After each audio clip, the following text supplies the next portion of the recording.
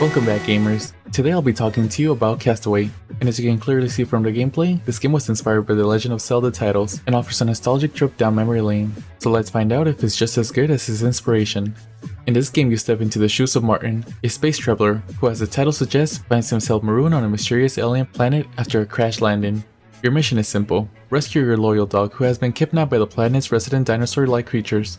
And while the story may not win any awards for originality, it serves as a functional backdrop for the adventure ahead.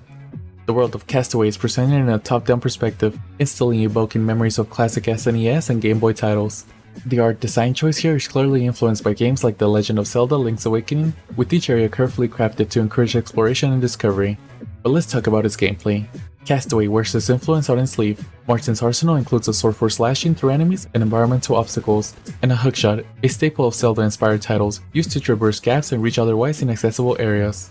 The combat in the game is straightforward, almost to a fault. You'll find yourself facing off against various alien creatures, using the sword to dispatch them with a few hits, and while the combat isn't overly complex, it does its job well enough, especially for a game that's designed to be accessible to players of all ages.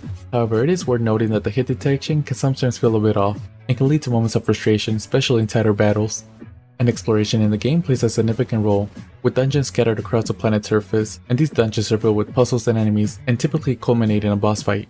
If you've played any of the Zelda games, you know the drill. Find the dungeon's unique item, use it to solve puzzles, and of course defeat the boss. The puzzles in the game are fairly basic, often involving the use of hookshot or triggering switches in the correct order. While they don't push the boundaries of the genre, they do provide a satisfying sense of progression, particularly to younger players and those new to the genre. But for the older crowd, this might not bring anything new, and can even at times feel a bit boring.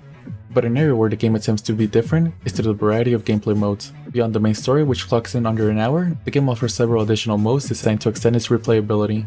Its speedrun mode challenges you to complete the game as quickly as possible. The unfair mode, which lives up to its name by significantly ramping up the difficulty, and offering a real challenge for those who found the main game too easy.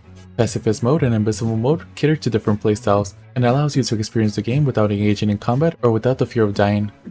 However, the standout feature is the tower mode, unlocked after completing the main story, and this mode throws you into a 50-level gauntlet, with each floor presenting tough challenges and having power-ups scattered throughout. But these power-ups are randomized, adding an element of unpredictability and strategy to the mix, and this mode adds a much-needed layer of depth and challenge, which offers a reason for you to come back after the main adventure is over.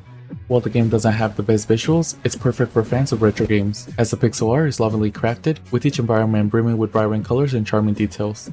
And its character sprites are simple yet expressive, and the various alien creatures you'll encounter are well designed, fitting to the game's whimsical tone. And the music is another highlight, with chip-tuned tracks that perfectly complement the game's retro aesthetic. And although the soundtrack might not be memorable, it does do a commendable job of setting the mood and enhancing the overall experience. For me, the game is a 6.4 out of 10. It's an okay game, and although it's not a game I can recommend to everyone, it's definitely a game I can recommend to fans of retro games, especially to fans of 2D Zelda titles of the past. And the fact that the game is so easy to pick up, it's a perfect game for younger players who are new to the genre. If you've played this game, did you like it? Would you recommend it? Let me know in the comments. As always, thank you for watching till the end. Don't forget to like, comment, share, and subscribe, and have a great day.